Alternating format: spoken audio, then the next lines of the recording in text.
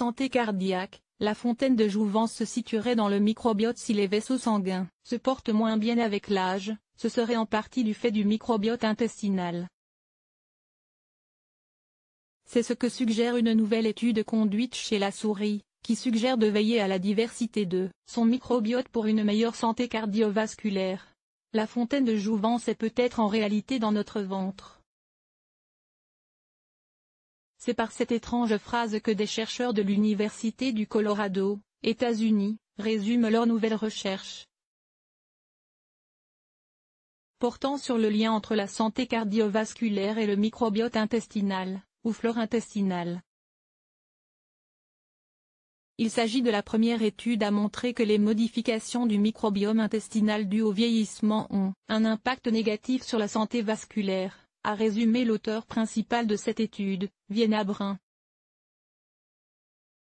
Cela ouvre une nouvelle voie d'intervention potentielle pour prévenir les maladies cardiovasculaires, a-t-elle ajouté.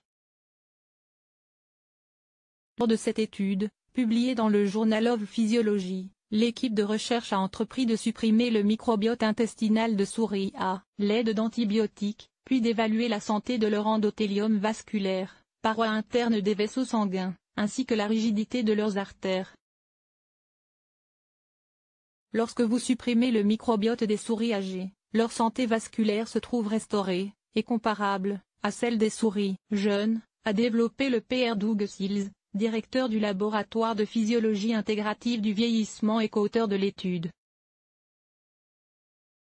Cela suggère qu'il y a quelque chose à propos de ces micro-organismes qui causent un dysfonctionnement vasculaire, a-t-il précisé.